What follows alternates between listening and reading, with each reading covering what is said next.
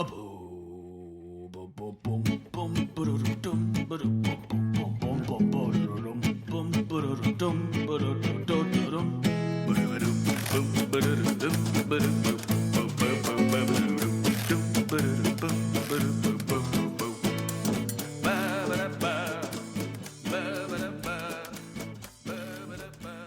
and welcome to another episode of Breaking Mayberry, the show that doesn't owe you a fresh new intro every single time, damn it. God, This is hard. We're but men, okay?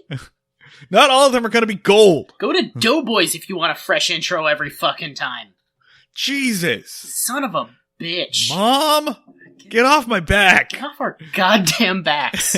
I'm one of your hosts. I'm Marty Schneider. I'm the other host, Dan Ludwig. We're coming in with going through it today. We're coming in with a real hostile energy. Just really mad at our audience for no reason. I'm mad at everything right now. It's a dark, terrible time. Honestly, the thing I'm not mad about is this Andy Griffith episode. It's fine. It's the best thing about the day, which is fucked up. Oh, I'm mad at everything because I actually haven't tested my audio. I hope this sounds good. But I'm in my new apartment, which is, new apartments are great, but moving is the worst thing in the world. And it requires a long list of skills like planning and organization and patience that I don't have. Yeah. And this particular move has been going on for a month. This time, my girlfriend and I thought, let's go ahead and in that overlap month, when you've paid your last month of the other place and your first month of the new place, just do a long move. Because every time I've ever moved in my life, it was always just like, oh shit, this weekend, throw everything in a truck, shit. Yeah. And we thought that would make it lighter and easier, and instead it just made everything more annoying. So now I'm at the end of it where it's like you just got to go and clean stuff up and pick up random things. And because it's been going on for, as far as I can tell, since the day I was born, as far back as I can remember, we've always been at war with East Asia, and Marty has always been moving apartments. It's so bad. It's so much worse. Moving is like a weird inverse reality where the more responsible you are about it, the worse it is. Like, the way moving is the best is when you have not packed until someone is on their way with the U-Haul. Like, that is the way it is most painless. If you try to take control of the situation at all, the gods of moving fucking smite you. Thank you! Yeah. This is what I have been saying. Yeah. The smoothest move I have ever done is I was moving my little brother out of his apartment. I showed up to make sure that he had packed everything, and he had packed nothing. So we needed, the car with the U-Haul was on the fucking way, and we just threw shit into boxes, and it was absolutely effortless. But your brother's also, probably, 22 at the time? He had 3 possessions. It's way easier when all of your possessions fit in one shoebox, and half of them are weed. Yes! It's, this box is for weed, and this box is for video game systems. This is the box of video game systems that probably don't work anymore. And then clothes, I guess? I do feel like I've hit a new, marker in life because, there aren't that many, markers or professional, milestones that you can hit anymore. Cause, buying a house or paying off debt, those are fucking impossible. Those are pipe dreams. But I have hit a level of grown-upness and professionalism where I could afford to hire movers. Yeah. I can afford to pay people to move stuff for me, which was necessary at this point because my old apartment was on the 4th floor of a building that did not have an elevator. So, yeah. So I was able to pay people to move stuff for me. And that is a whole new level. That's a whole new ball game. And even then, I still couldn't pay them to move everything, right? Yeah. So I still wasn't fully there. I moved a lot of stuff myself and then just paid people to come over and move the furniture, which is, the most important part. And even that is just a game changer. biggest game changer I've ever experienced was I was moving out of a place and there was just like a bunch of like odds and ends. I was like, oh, there are like these 4 old tires in the backyard that we were using to make a shitty bench. And my roommate was just like, we're going to pay someone to take those away. And I was like, you just get rid of 4 tires. He was like, no, you don't understand. We're paying someone to do literally every aspect of this. If you can pay a human being to do this, we're paying someone to do it. And it is words of wisdom that has served me better than anything else in my adult life. After a certain age and a certain income bracket. Yeah. You cannot ask your friends to move you anymore. If you can afford to pay people, you should pay people. Like, when you told me you were moving, I offered to help. If you had actually taken me up on that, I would have been like, so you can't afford to hire movers, huh? Yeah, the going rate for, like, movers in our area, good movers, is like $150 an hour. You cannot pay me in pizza and beer for what it amounts to, like, $500 of labor. Like, we are also no longer in our early 20s. Like, in my early 20s, somebody would be like, hey, come help me move. I'd be like, yeah, I'm going to lift as many things as I can simultaneously to show you all how strong I am. I'm going to make, like, a big fucking deal on this. And then when I need to do one of these, you all will owe me. And now doing, like, if like, post 28, if you help a human being move a couch, that's your week. You're done. Like, physical movement is impossible. Not only that, just like all quote-unquote unskilled labor, which is a fucking myth, you may think that you know how to lift something up until you see somebody who lifts things up for a living lift something up, right? The way that these guys who I paid to move stuff were moving things was ridiculous. Yeah. They were holding stacks of boxes as tall as me on their back and kind of crab walking backwards. And when they put something down, they would literally bend over backwards and set things down. It looked like they were climbing. It looked like they were a ghost in like The Ring that was climbing onto the ceiling and skittering around this. Professional movers make Cirque du Soleil performers look like absolute fucking punks. Cirque du Soleil, my friend. Cirque du Olay is a circus that comes to your house and makes sure your skin is moisturized. I thought I was nailing that pronunciation. I was like, Cirque du Soleil sounds too easy, so it must be like there's missing consonants in there. The French must have skipped a couple of letters. Yeah, exactly. I was like, I'm gonna pronounce this like a cultured motherfucker. I'm about to nail this. Everybody fucking watch. This is the last episode of the season. Thankfully. Fucking God. It's finally over. This one was... I think, was this the worst one? We thought number 2 was the worst one, and this one... No, 2 is still the worst. This one just went all over the place. Yeah. Like, this one had the highest highs and the lowest lows, I would say. Yeah. There were, like, long stretches where we were like, this is great! And then just, we'd be like, what's behind door number 3? And it would be a little, like... gross demon. It would basically be like Cthulhu would just like rise up out of the shadows in this episode, in this season. We saw some shit. I got really nothing to lead into this. Let's just go ahead and do the intro. We are talking about season 3, episode 32, The Big House. Originally airs May 6, 1963, written by Harvey Bullock and directed by, this is the last time we'll ever be able to make this joke, Bob Sweeney. Notorious riverboat gambler Bob Sweeney. Directed by department store Santa manager Bob Sweeney. Sentient handlebar mustache Bob Sweeney. Big Bob Sweeney of Bob Sweeney's Automotive, home of the best deals on wheels, just south of I-95 on the Parkway. Tell him Big Bob sent ya. Civil and Revolutionary War reenactor, Bob Sweeney. That one's good. I like that one. Your mom's high school boyfriend, Bob Sweeney. Whimsical candy store owner with a dark secret, Bob Sweeney. Minor character in a Thomas Pynchon novel, Bob Sweeney. Pseudonym for the devil, Bob Sweeney. You'll rue the day you cross Bob Sweeney. author of A Gentleman's Guide to Pool Sharking, Bob Sweeney. Horniest guy in the retirement home, Bob Sweeney. Overly talkative mid-range dentist, Bob Sweeney. Uncle that just found a quarter behind your ear, Bob Sweeney. Traveling tonic salesman, Bob Sweeney. Belligerent NPC in an open-world video game, Bob Sweeney. Golden Corral lifetime pass holder, Bob Sweeney. Crime boss assassinated in the first 5 minutes of the movie, Bob Sweeney. Guy who's still not sure why they canceled Nash Bridges, Bob Sweeney. Purveyor of artisanal fudges, Bob Sweeney.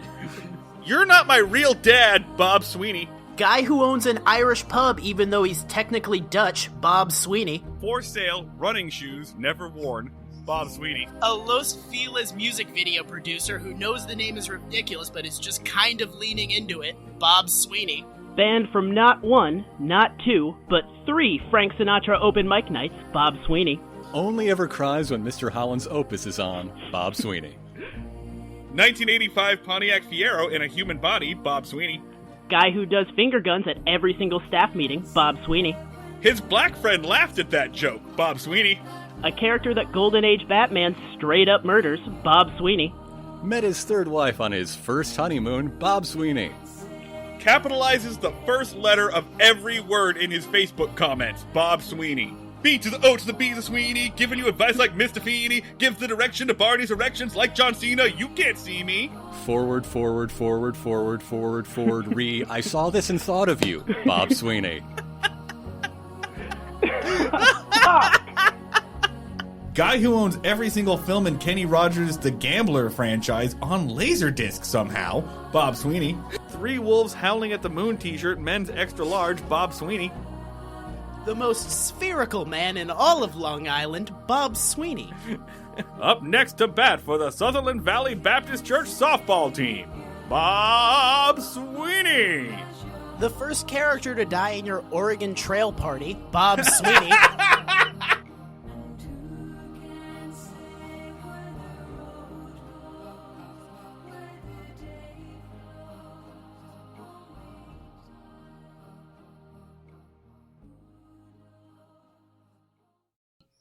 And here is your one-sentence summary from Wikipedia. Barney and Gomer are in charge of guarding 2 out of 4 criminals, while Andy is out pursuing the other 2. Which sounds like the beginning to a thought puzzle. Like, if Barney leaves the criminals with a bag of grain, they'll eat it, but Andy has to move the chicken. Barney is guarding 2 criminals. One will always tell the truth and the other will always lie.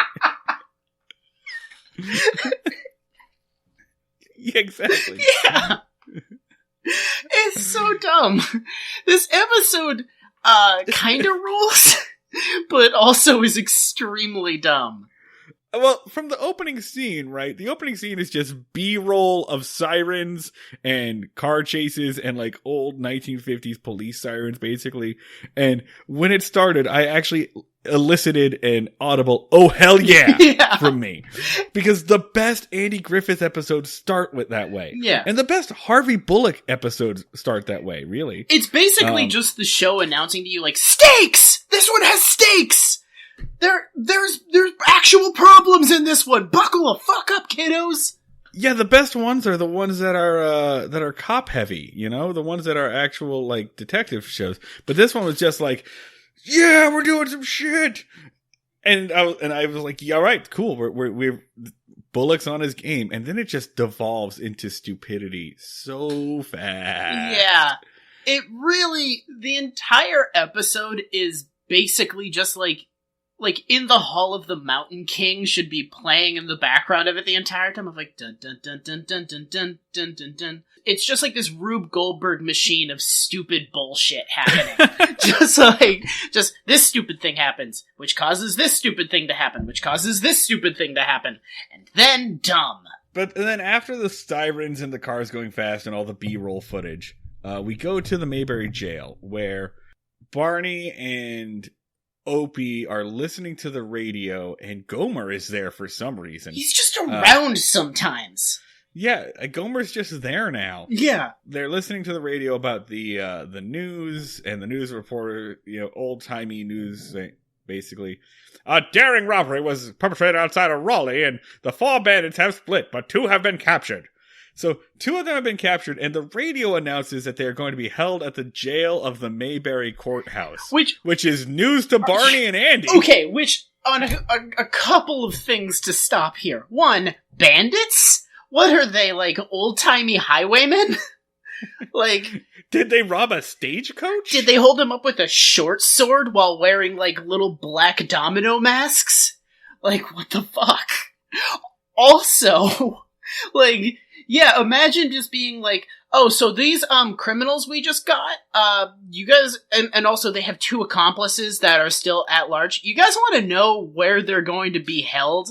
Exactly where they're gonna be? In case you're, like, an accomplice or also just a crazy person who wants to try to shoot them. Like, also, we didn't prep them at all for this. They're finding out from the fucking radio. Yeah, what if they weren't listening to the radio at that point? What if they'd had people in the jail cells? What if there had been like, okay, well, we're absolutely booked up with murderers and psychopaths, so I guess put them in with them? And later on in the episode, a couple of detectives actually kind of justify this by saying, yeah, Sheriff, we decided to put them here in Mayberry and let everyone know that they were going to be in Mayberry because we figured since your jail is so shitty and podunk that the other 2 would come to try to bail their friends out. Like, they literally just leaked that information out there as bait and didn't bother to tell Andy or Barney. Which, okay, all right, we're gonna fast forward very ahead. But yes, I think they're FBI agents. I don't totally know what their deal is, but state police, maybe? I'm not sure. They're using the Mayberry jail as a trap to catch the other 2 wanted criminals, and their plan is, according to Mayberry Wiki, it's a state police detective. So right. It's North Carolina State PD. They suck at their jobs because they set up this elaborate trap, and like the mechanism through which they're going to spring the trap is, I'm gonna squat down behind this cardboard box, you're gonna squat down behind this cardboard box, there's 2 of us, there's 2 of them, we got guns, so we'll just do like a shootout in the street to catch these guys. That sounds good, right?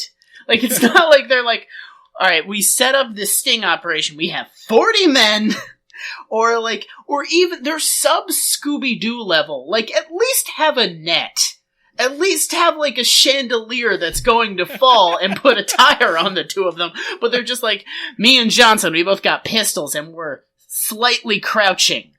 It's a fucking dog shit plan that goes about as well as it deserves to. Yeah, 100%. Like, Barney fucks up this plan, but it's not totally Barney's fault. The fact that Barney could fuck up this plan indicates how shitty of a plan it is. Yeah, absolutely. Anyway, back to the first scene. Yeah. Barney, like, hears that they're coming and very justifiably goes, what the fuck, man? What is happening? What? We're putting criminals here? Okay, sure. And then the music in this scene is so ridiculous. Just suddenly it's a smooth jazz set. Just ambient sax starts playing, which is very weird because that has never happened on this show. It's so strange. It sounds like Careless Whisper. Yeah.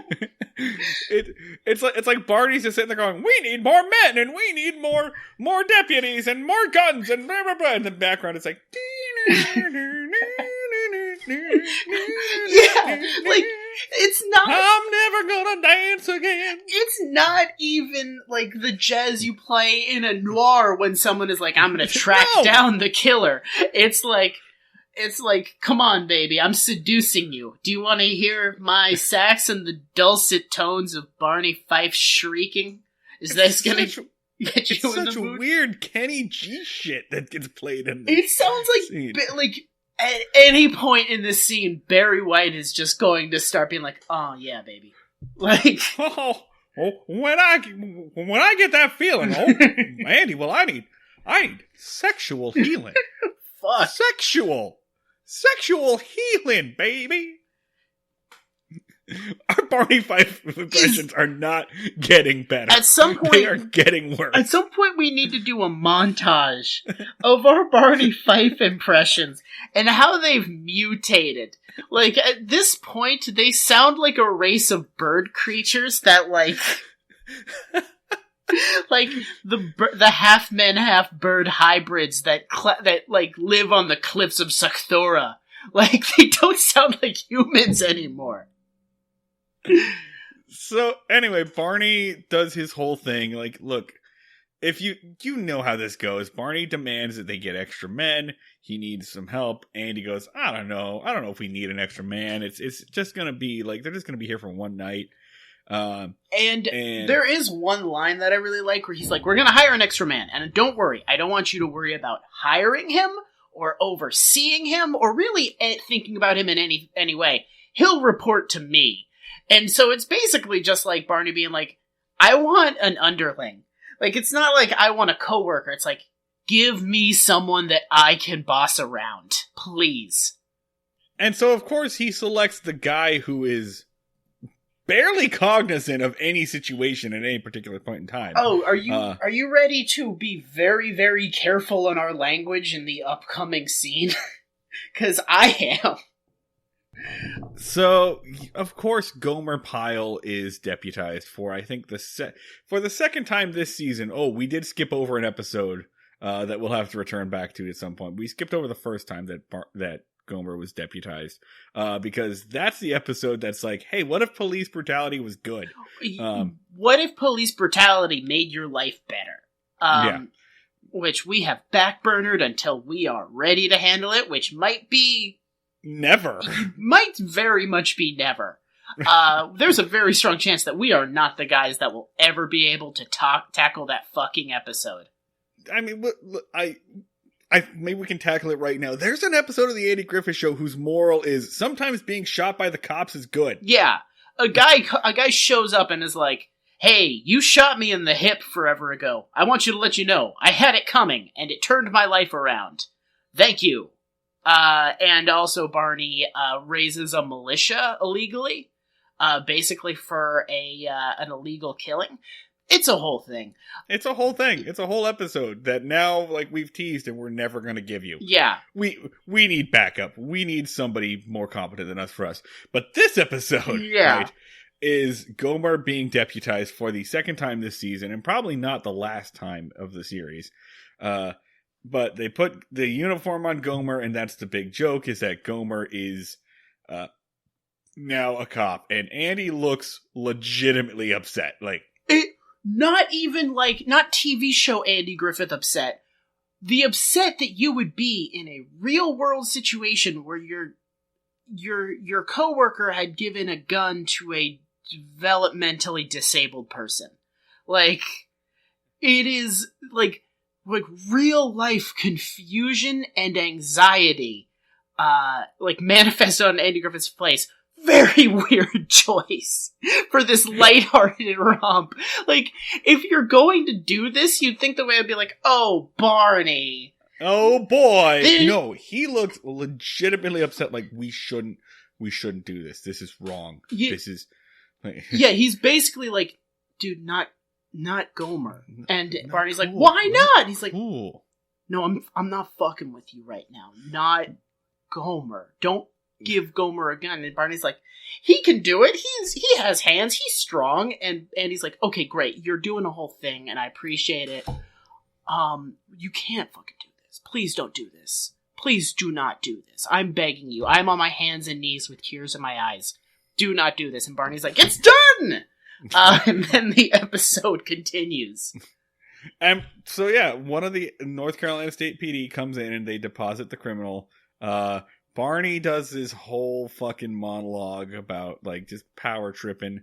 Like, welcome to the Rock! And he's doing the whole, like, we're big time jail. You may think we're small timers. Blah, blah, blah. The same shit we've seen Barney do a bunch of times. We're going to fast forward through it for your benefit, because we couldn't. Yeah. I wanted to fast forward through this monologue so bad, it felt like listening to hold music. Like, it really evoked like being on hold with my like health insurance and being like, did you know about our silver plan? For just $10 more, you can get access to dental. Hello.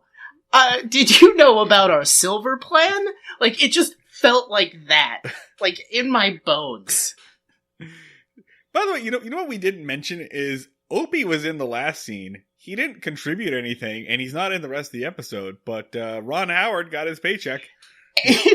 I feel like Stephen Howard or whatever Ron Howard's dad's name is. I don't know. Rance. His name is Rance. He's been on the show a few times. Right. Rance Howard. I feel like he was just like, oh, you trying to cheat me and my boy out of our paycheck by doing an episode that doesn't involve child matters?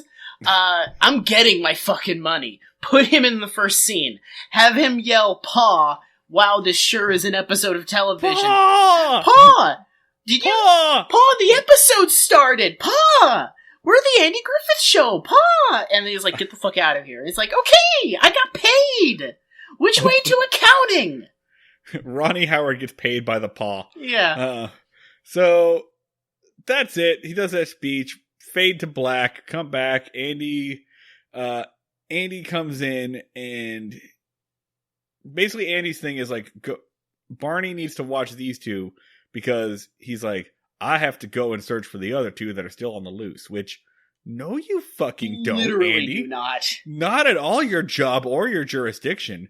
There are clearly state police on the case. Yeah. Like, very much not your job, but whatever. Like, although, alright, the people handling this are those two guys. Again, the crouch behind boxes guys.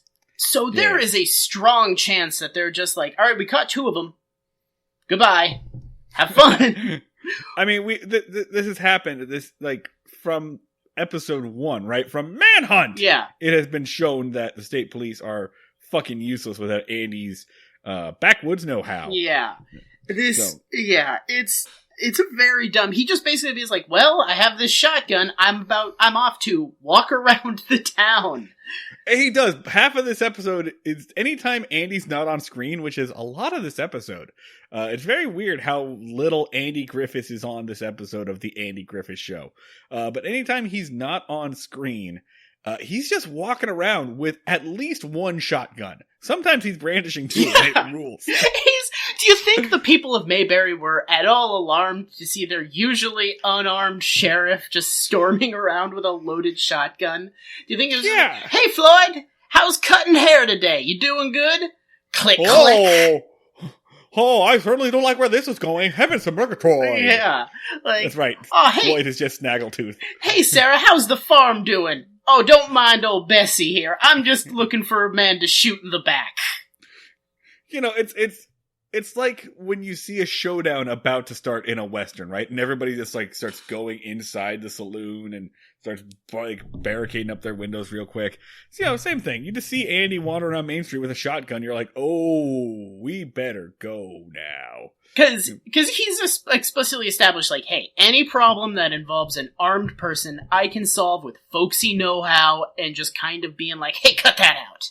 Yeah, so, Andy's whole thing is, I'm not going to get a gun unless I think I need to use a gun. So if Andy's got a gun... Like, that would be the equivalent of, like, nukes are about to hit, sirens going off. Like, well... Like, Andy's made it real clear that he doesn't carry guns unless he's got to shoot someone. Yes. So he's just basically, like, to all the innocent, to, like, the kids that are playing on the sidewalk, he's like, hey, kids, been given no choice, but gotta go shoot a man. Have a good time.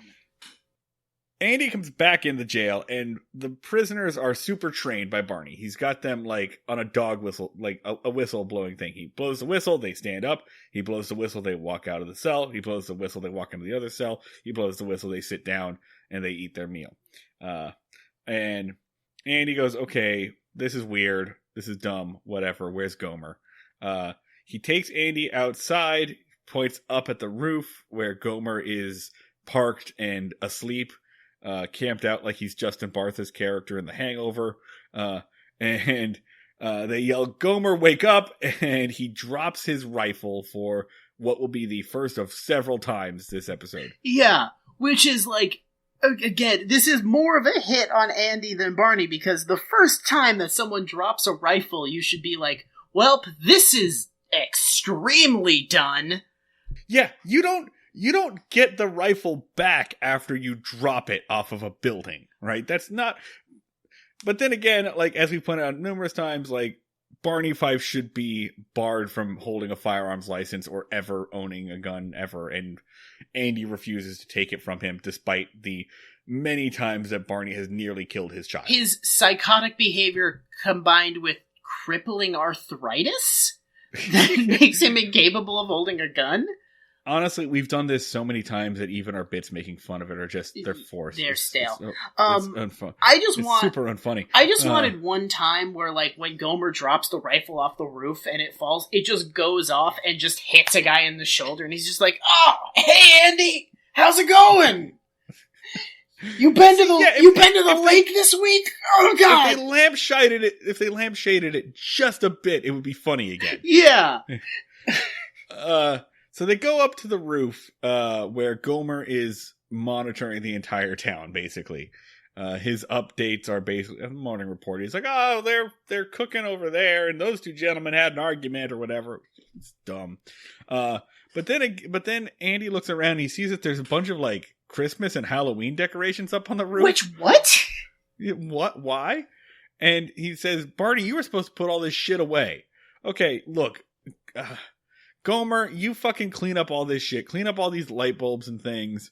And also, the entire time this is happening, Jim Neighbors, Gomer Pyle, is just putting the tip of the gun in his mouth. Yeah. Just like, just leaning on it. And by the way, Gomer's mouth is always open and aghast. So he's just kind of like, just like leaning his top jaw on the barrel of the gun. He's just like Hemingwaying it so hard the entire scene. And fucking Andy at one point has to say, "Get that gun out of your mouth." And like, I get that was the build-up for the joke, but when I saw him doing it, I again audibly just yelled, "Jesus Christ!" at my screen. It's like, you do have to do a thing, like, for all of our, like, edgy humor and, like, how much raunchier we can get, you definitely can't do a thing where someone sucks on the end of a gun. Yeah, that's true. I guess for all of the people who complain you can't make that joke anymore or whatever, you're right. This is something you could not make today. Yeah. For the better. Yes. For good. Like, I just really couldn't get past the thing of, like, hey, here's some Chekhov's light bulbs. They're just inexplicably on the roof. We just got loose light bulbs all over. And you're just supposed to breeze past that and just be like, "Oh yeah, roof light bulbs. Yeah, totally, got you." I was watching the show New Girl recently, and there is one episode of New Girl where some of the characters are at a cabin and they find some shotguns, and Zooey Deschanel's character does pick up the gun and, like, waves it around for a little bit. And that's funny because everyone's reaction is appropriate because everyone is yelling, "Jesus! Yeah. No! Yeah. I really want to see what happens when someone gets shot in this show because I feel like it just kind of hurts. Like, it's possible to make jokes about lack of gun safety, but you have to point out how unsafe it is. All right, to overanalyze, I feel like this might be why, like people don't totally understand that guns can kill you, and everyone's just like, "Here's my guns. They're all loaded. They're on the living room table." Because, like, I feel like for a large portion of American media, it was like, "Oh yeah, bullets don't really kill you. They just kind of hurt really bad." It's basically just like paintball. Because, like, everyone in, like, old TV shows are just like, "Waving my gun in my face. Nothing bad'll happen." Yeah. So, where the fuck were we? They're on the roof. Gomer just sucked on a gun. So downstairs, the prisoners are having a conversation where they're basically like, "Hello, here's the plot of the episode." Yeah. All right, listen, Tiny. What we're gonna do is we're gonna play this rube. and we're gonna wait for the opportune moment, let him think he's in charge. This is my bad guy voice. I get, we've talked about it before, but I really do like that all the bad guys are from, like, the island nation of Bad Guyonia. Like, they all have, like, a specific dialect, and for some reason, they're all dressed like bad guys. It's just so good. They go to the bad guy store and buy their bad guy hats. Welcome to being a criminal in the Andy Griffith universe. Here's your black hat, and here are your jowls. And get out there, really make a life for yourself. If you get arrested, don't worry, you can just escape, and I'm assuming live a productive life, just, like, casually being on the lam. This episode really allows us to just fucking play the hits. I mean, I don't know. We're just basically on autopilot at this point, folks. It's all of it. This is basically a clip show. We're basically doing a clip show right now because the next thing is about to be a thing from another episode. Because Barney goes into the jail and two criminals manipulate him out of being let out of prison. And they do it by playing on his fragile ego. Do you need the specifics? I have show notes. Do we need them? Like, I'm kind of realizing, is it stupid to go beat by beat on this? I'm very sorry, podcast listeners, that we're kind of realizing this as we go. But, yeah, they play on Barney's fragile ego. Andy catches them. The prisoners do trick Barney into letting them out. The details are not important. We won't get into them. But my favorite part of this is every time we've seen them do this so far, they at least try to sneak. They at least try to, like, appear that it's... This time, the two criminals got out of the jail cell and then just blatantly walked briskly out the door. Yeah.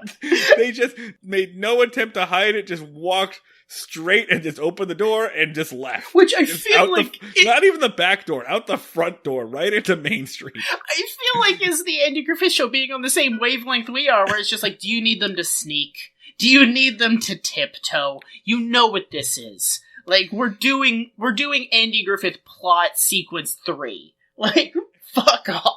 And then Barney realizes that they're not there and responds to this with the same tone and concern level that I have when I don't know where my cat is.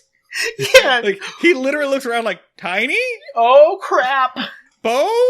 Where are you? Where did you go? Where'd you go? And then he, like, shakes some bad guy treats to see if he can get them to come out of their hiding spot. Then he looks underneath the dresser to see if they climbed under there. And then he hears one of them vomiting in his shoe. Yeah. So then he's like, oh, there you are! Oh, just picks one up by the scruff of the neck. Just be like, oh, look at, what am I gonna do with you? Fucking A. This whole episode is basically like the end of a book report. Just like, and in summation, Holden Caulfield needed to learn that you can let go of innocence. This has been my report on Catcher in the Rye. Thank you. So, yeah, they go out the front door, and Barney wanders around for a little bit, and then something happened off screen, because a minute later, the two of them walk back in through the back door with their hands in the air, and Andy's holding a shotgun on them. Very lackadaisically. Just like, not even like holding a shotgun. He's just like making the presence of the shotgun known. And then Andy just kind of goes like, Barn, don't do this. Barn.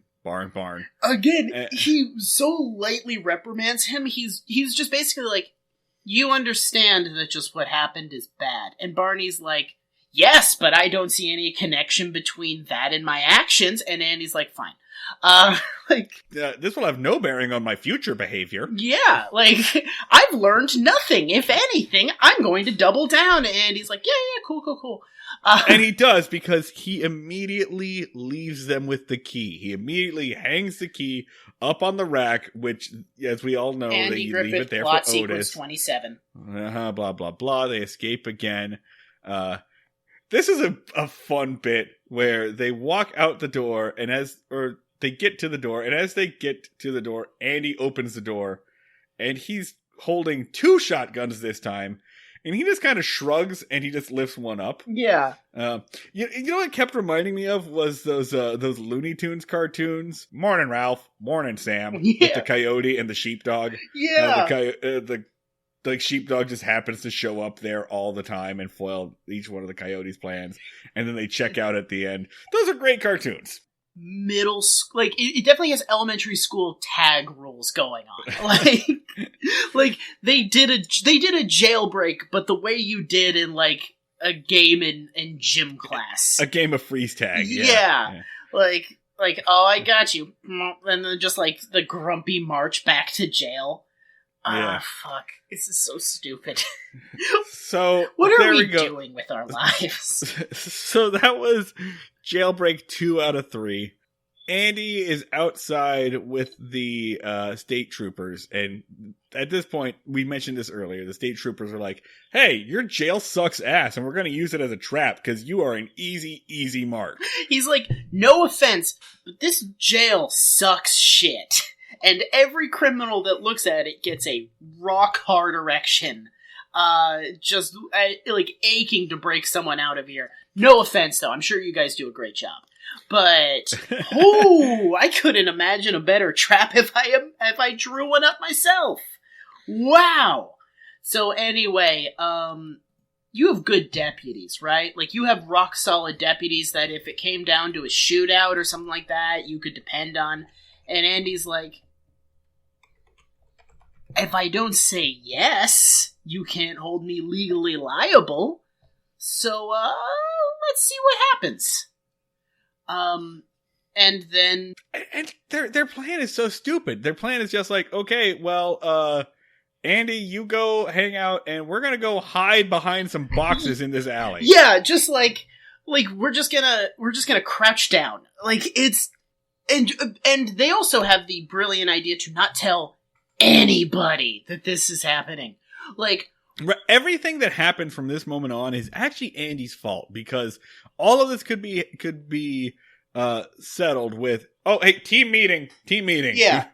Just a quick heads up, we got a trap going on. Meet these guys. They're police officers. I know they're dressed exactly the same as the criminals, but they're not the criminals. That's the fun part, right? Is that all of the plainclothes cops, the state detectives, dress like they went to the Bad Guy Onia surplus store. They have the same clothes on as the bad guys, but they actually got it at a 30% discount. They look like they got cut from Team Bad Guy. Like, they look like they just quite didn't make it. Yeah, no, it's so dumb. And that's such a good fucking like backstory for them too. Like, all of the like detectives in the Andy Griffith universe tried out to be bad guys first. And when they couldn't do it, they decided to bat for the other team for revenge. Yeah, like I like that. I like that story. Like being a criminal is the majors, and being a cop is the minors. It's like the inverse of the longest yard, like prisoners versus guards football game. Yeah. Like the criminals are always like these like very well organized, thought out, careful motherfuckers, and the cops are just like, I don't know. Do you want to do a shootout in the middle of the street? You don't have to tell anybody that we're going to do that, right? Every one of these dynamics is like the diner scene from Heat, but if nobody actually gave a shit about any of the outcomes. Yeah. Yeah, we're not so different, you and me. I have this job, you have that job. Also, we both hate this fucking Andy guy. Like, we're not so different, you and I. Which one am I again? Am I the criminal? No, you're the criminal. Am I Pacino or De Niro? It's unclear. Neither Dan or Marty are that good at impressions. Hooah! Oh wait, no, I'm Pacino. Okay, cool. So anyway, the other two criminals roll up and they case the jail. No, that's the great thing is like one of them is like, all right, let's go in and break him out. And he's like, hold on, let's case it. And then they just sit in the car and stare at the building for a little bit. They're like, all right, done. We did it. It's cased. Let's get in there. Yeah, but one of them doesn't even give a shit. Like, they pull up and one of them's like, okay, that's where they're holding them. Well, let's go fucking get them. Like, let's just go. Like the state troopers are completely right in their assumption that the criminals aren't going to give a shit about this place. They pull up, and one of them's like, "Okay, let's go get it." Like they're running in for groceries. Yeah, let's go bust them out. Like, keep the car running. Yeah, like I don't want to have to like carry this too far. Yeah, I'll be in and out. Be like, no, but you're gonna be in and out. Like, I'm not. You don't get sidetracked. Just get in there, grab him, and be like, I'm gonna like. If you see someone that you know, just wave. Don't have a conversation. Like I'm not turning off the car. Okay. You always do this. We're supposed to be somewhere. Yeah. You promised. But no, and it just occurs to the other one, like, hold on, let's look around a little bit. Let's look around at all, because one of them is just ready to fucking go. I really love that he says case the joint, and they remain perfectly still. Yeah, they don't get out of the car at that point. They just case the joint. They mean like they move their head back and forth a little bit. One of them leans forward in the driver's seat and looks out the window. Yeah, be like, can I see anybody inside? Not sure. Okay, I think it's cased. And Andy Griffith World, just the only reason why this entire universe works is that Andy Griffith is the only one with more than 2 brain cells. Like, just everyone the cops is and the such criminals a are so fucking stupid. It's idiocracy rules. It's just like a normal human being capable of like basic cognitive functionality is a living god in this universe. It's so dumb. Up on the roof, Gomer is still like unscrewing those light bulbs and putting them in a box. Barney hears something, and then he looks down into the alley, and he sees the two cops. You know, and he automatically assumes, oh shit, those are the other 2 criminals. They've come here to bust them out. Which, fine. That's a fine fucking... A completely reasonable, like thing. Barney's doing a great job in this moment. Like, yeah, you see 2 guys in suits holding guns and squatting down behind your jail. Yeah, you should kind of think that they're fucking criminals. By the way, it's not that funny. It's not funny enough for me to like read everything, but I should notice that the positioning of the alley is a topic of some debate on the ultra-reliable Mayberry Wiki. Under the notes and trivia, they've listed like nothing on the rooftop makes sense. How can there be an alley where there's no room? If the courthouse and Floyd's barbershop are attached to each other, where's the alley? Do you think that this is like actually driven them insane? Where it's just like, guys, I found an inconsistency in the Andy Griffith Show.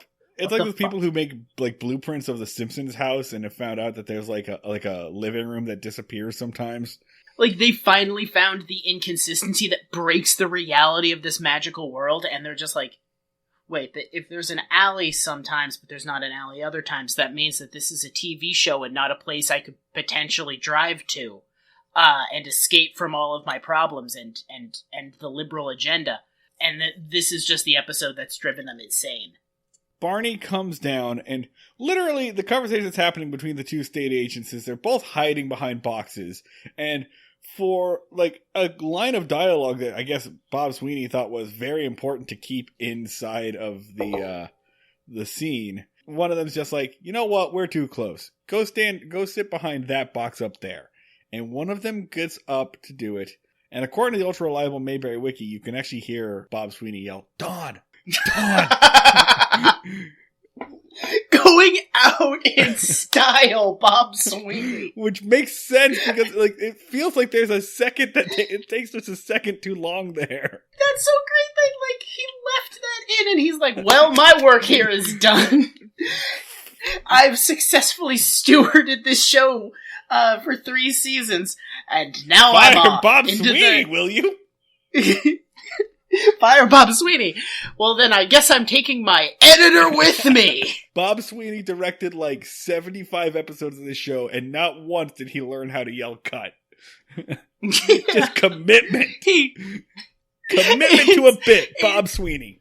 Someone trying to explain to Bob Sweeney that you don't have to show all actions for the audience to know that they happen. Like, Bob, if I show him in a place one scene and then he's in another place another scene, they will assume that he walked there. And Bob's like cocks his head like a dog.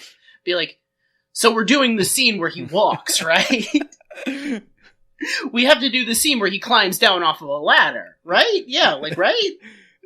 If I don't show him getting into the car and starting the car when he's in a different place later, everyone's gonna freak out. So Barney pops up and he yells, "Hold it," and he arrests the cops, basically.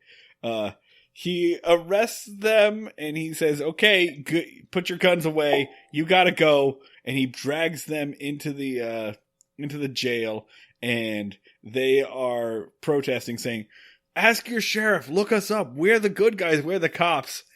And then the actual criminals get in on this by kind of saying like, "Oh, give it up, Scarface. They've got us now. There's no use in doing this." And you know what? This is all ridiculous. It's so dumb. But is it really, ask yourself, is it really that different than the rooftop scene in The Departed, where Leonardo DiCaprio's got the gun to Matt Damon's head and is yelling at Anthony Anderson, "You know who I am! We went to the academy together. You know who I am!" Yeah. Same idea. Same thing. It's basically the idea that if you repeat over and over again, "I am a cop, I am a cop," people will be like, this guy might be a cop. All right. The Departed, Heat, we're hitting all the classics in this one. Do you think if I'm ever in trouble, I could just be like, "You know me! We went to the academy together! Steve! Come on, it's Dan! I'm undercover! That's why I was shoplifting from the 7-Eleven! You know me! Let me go! I was in the process of a sting!" Officer, I've never met this man in my life. We have a podcast together! Does that mean nothing? I like how you have to have a Boston accent. Yeah. All cops have Boston accents.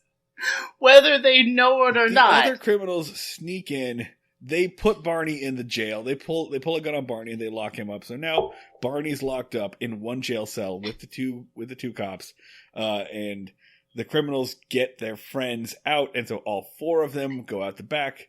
And Andy pops out of the other alley, which, by the way, there's two alleys, and he yells, "Hold it right there!" And then Gomer drops his gun onto Andy's gun, and somehow no one dies. Yeah. And then the guys are just like, "All right, continue running," and they just like start to scamper off. One loaded gun falls from a great distance on top of another loaded gun, and nothing happens. It would have been more believable if both guns had gone off and then the bullets had ricocheted off of like stop signs and just taken all the criminals out. I would have been more like, yeah, that makes sense. That tracks. But what actually happens is that Gomer then drops his basket of light bulbs. So when the light bulbs fall down, they go pow, pow, pow, pow, pow, pow, pow, pow, pow. And then the criminals start yelling, "Oh shit, it's a machine gun, it's a machine gun!" And then they all stop. And yeah.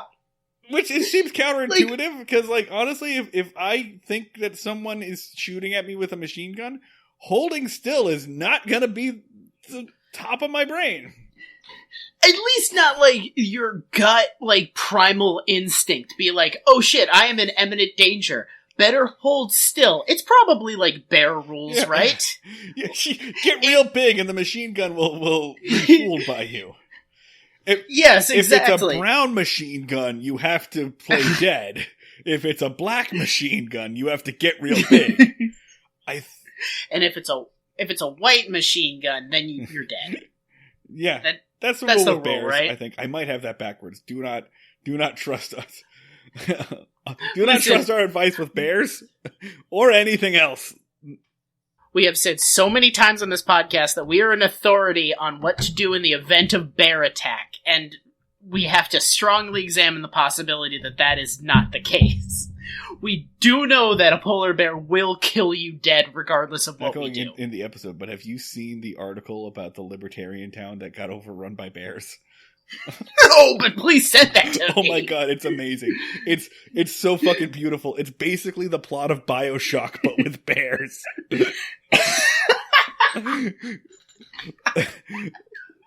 I won't spoil anything for you, but the gist of it is this, right? Is that a bunch of internet libertarians found this little tiny town in New Hampshire, which is already a pretty libertarian state, but they found this tiny town in New Hampshire with like 200 people. No, I'm sorry, it hit with like 800 people.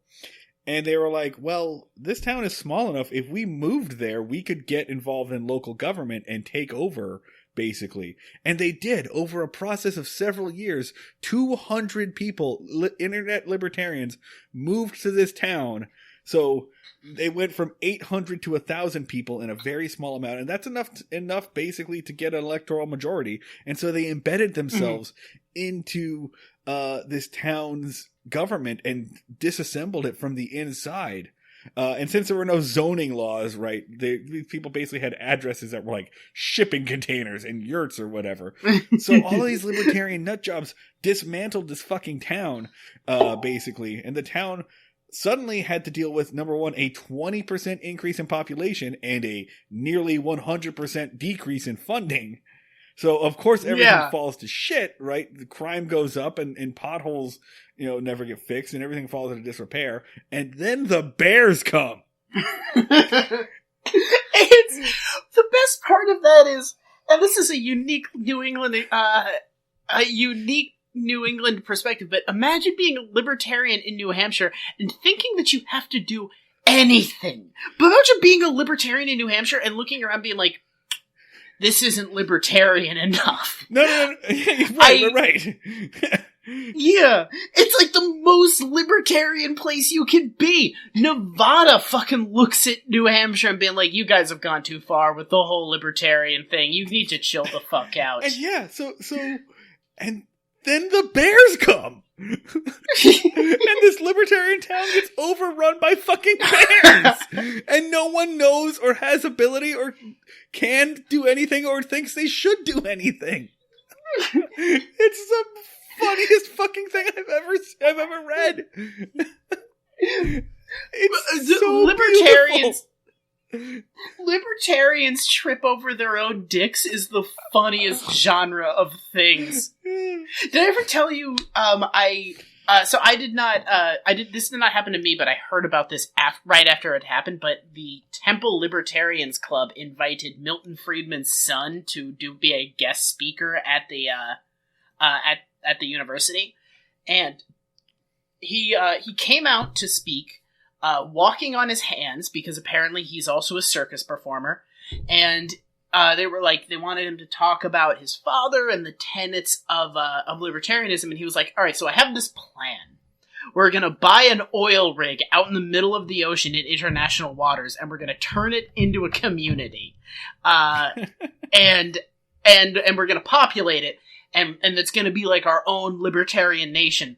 And I just wish so bad that I could have been there to yell, that's the plot of BioShock! I would have given anything to be in that fucking audience. My friend was there, and I would he got dragged there because his friends are libertarians, and I want to, go back in time, fucking Quantum Leap style, and inhabit his body. It's so good, because I haven't checked. I bet they actually got a fucking oil rig, because libertarians just make money happen. And, but only if there's extremely stupid shit. And I bet there's a fucking oil rig that has, never stopped being on fire. Ugh. Sorry, I'm back. Alright. I think we leave the Libertarian Bears thing in. Maybe, yeah. Yeah. We're not getting anything from the Andy Griffith Show itself. We need the Bears thing. fucking this episode. I did not realize what a fucking It's so like fucking. how, It's very fun. Would you like to do the honors? It is a Harvey Bullock episode. really just kind of playing the hits, huh, Really Bullock? phoning it in, huh, Bullock? Really, you kind of paint by numbers this. Was your writing process taking a bunch of scissors to previous scripts, Bullock? Really stretched out those Control-C, Control-V keys, didn't you, Bullock? Lot of light rewrites going on, Bullock. I moved a couple of prepositions around and boom, got an episode. I am the night. The Riddler has face bandages now. I have to go and tackle him. That was the Riddler looks right now. He has like he has like a mummy thing going on. Yeah. I was gonna get married and then I didn't. Tom King wrote a whole story about it. It went on way too long. People keep blowing up my wives. Where the hell were we with any of this? They all think it's a machine gun. Okay, so the next scene is Andy leading all four of them back in at gunpoint, and Gomer walking in holding 5 guns at this point now. Because he's got his own gun, and he's taken all of the other people's guns.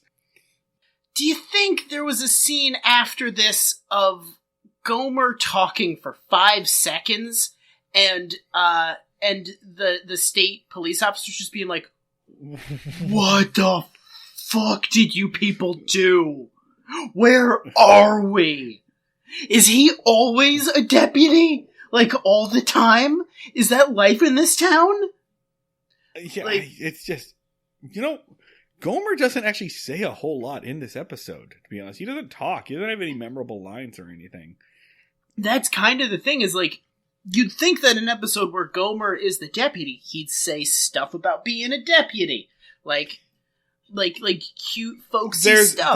But the joke... There is one bit where Barney and Gomer see the cops that they think are criminals.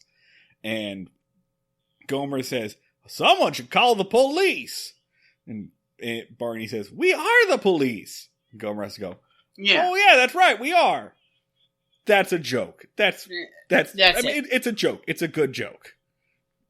But literally, the joke is pointing at Gomer and being like, "Ha ha, he's a cop. Look at him. Look at the dipshit think he's a cop." It's basically what it is. The joke is explicitly on Gomer, not anything he does. So it's worse. And that's it. So, and then Andy completely covers for Barney, as he always does. He walks in and he goes, "Great work, Barn. Your plan worked. We didn't even have to fire a single shot. We just had to use those light bulbs." And Barney's like, "What fucking light bulbs?" And then he goes, "No, I'll explain everything. I'll tell these detectives how this was all your big special plan." And I really want to see how that goes, because I would love to see Andy try to explain what part of the plan required them to get arrested by this dipshit. Yeah. I would just love the criminals to be like, "Hey, he didn't have a fucking plan. He let us out of the jail twice." Yeah, right? There are 2 to 4 people there who could just be like, "That's bullshit." That was an absolute fucking lie. Just blow up Andy's spot. Although the state police are not going to be, they're not really, one to throw stones in this, because they did, again, have the dumbest plan. A plan that is somehow worse than any Barney plan. Yeah, that's true. I guess all's well that ends well. The results speak for themselves. Yeah. And that's a wrap on season 3. Oh, no, not a wrap on season 3. It ends with Barney teaching Gomer how to pull a gun. Gomer accidentally throwing his pistol into a bookshelf and breaking some glass. So just, kind of a fun twist on our least favorite bit on the show. So Barney is teaching Gomer how to pull a gun, and I noticed their placement of their holsters, right? Barney's holster is at its proper spot in its hip, but Gomer's is just barely dangling above his crotch. It's like just and I saw that and I was like, what if Gomer just punched himself in the nuts? What if Gomer went to grab his gun and just smacked himself just gave himself a little cock slap right then and just doubled over? I knew it wasn't going to happen, but part of me thought maybe just so it's anything else, just so it's anything different. It does have the specific benefit of like, hey, do you want to see Jim Neighbors frantically pat at his crotch?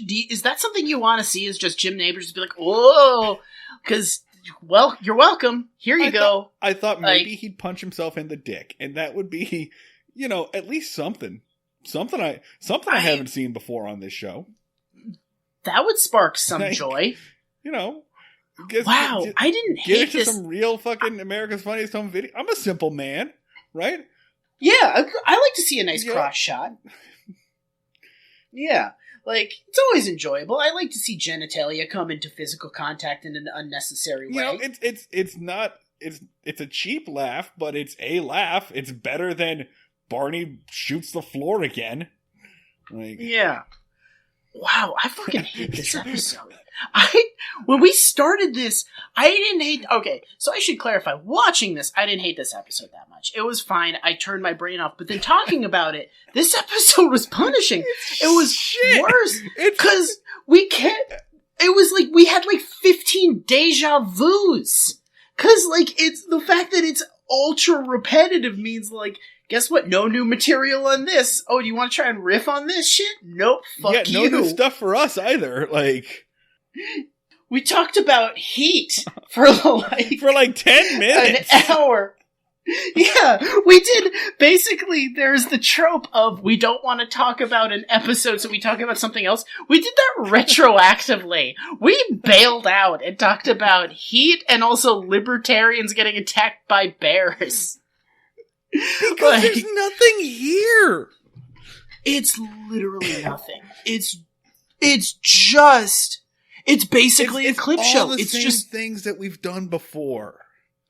It's the most cynical episode of television I've ever seen because it is essentially insert joke 16 here, insert joke 17 here, insert joke 18 here. It is all stuff that they've done before. Someone who is like a TV historian, please explain to me why these seasons needed to be 32 episodes long. These don't need to be that long. The fucking... Imagine what the writer's room was like at this point, where they were just, like, all laying on the ground, and they were like, I don't know, what if we made Gomer a deputy again? And someone would be like, we just did that, and be like, well, I don't know, Ted! Put him on a roof! Give him light bulbs! Fuck you! You have anything better? Oh, what was your great idea? To have Barney accidentally fire his gun prematurely? Yeah! Like, I just want to go home to see my family! And that was it. That on one of the most phoned-in episodes of television I've ever seen. I feel like we phoned in this episode, but not by our own will. We came in ready to put in work and do original material based off of this episode of television, and we couldn't. We tried. We gave you our all, listeners. That's a lie. That's a lie. Go back and listen to the very beginning of this episode. It's me, like, angrily telling you I'm not going to try to do that much work. From moment one of this episode, I straight up set the tone saying, fuck you. We're doing the best of what we can. So congratulations to the listeners that heard that angry introduction and said, I'll just catch the next one. You were the smart people who read the room effectively. I came ready to leave it on the court. I was like, all right, last episode of the season, baby. Let's earn this break we're going to take. And no, and now absolutely not. Marty, we have to just do next week. We haven't earned a break. I was like at the beginning of that 1997-98 season where Scottie Pippen was like, I don't feel like playing. Yeah. Fucking fuck. Alright, well, season 3 is over and can't hurt us anymore. the sheriff just came in and shot season 3 dead, and now it's like, it's over. It's finally all over. this, and we didn't even really have a big send-off for Bob Sweeney. That's okay. Yeah, you sure were a guy with a funny name that directed some episodes of television.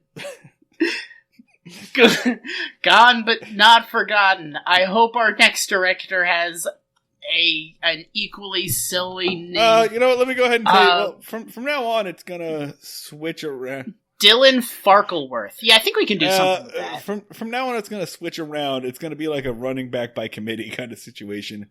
Okay. Between a guy. Well, this is kind of a funny name, Dick Crenna. Okay. Earl Bellamy. All right. Jeffrey Hayden. None of this is anything. Oh, Kobe Ruskin. Yeah, that's it. Jeffrey Hayden, character that dies on Buffy the Vampire Slayer. Alright, so that's that. We done? We're done. We've been done for a while. So that's it for us. We are going to do our typical finale episode. As always, you can find us on the internet at facebook.com/BreakingMayberry. Instagram, we're Breaking Mayberry. Twitter, we are Break Mayberry. Online, I am at Schneid Remarks. That's SCHNEID Remarks. I'm at the Luds, 2 Ds. You can get at us and get bonus material, which we have from this episode, on Patreon, patreon.com/BreakingMayberry.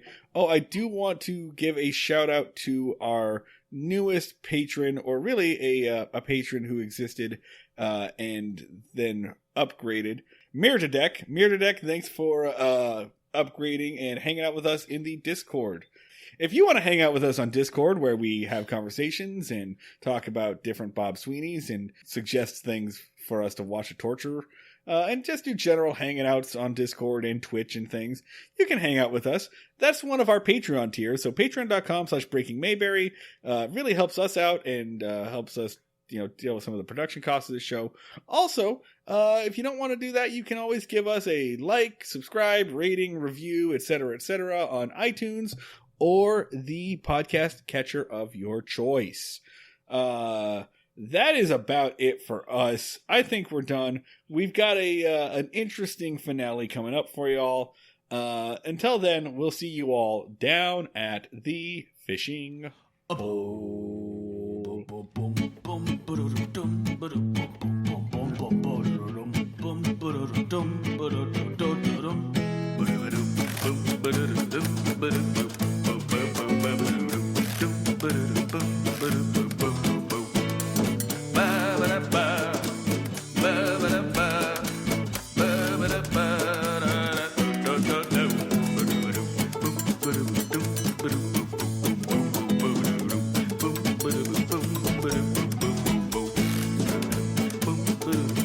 Do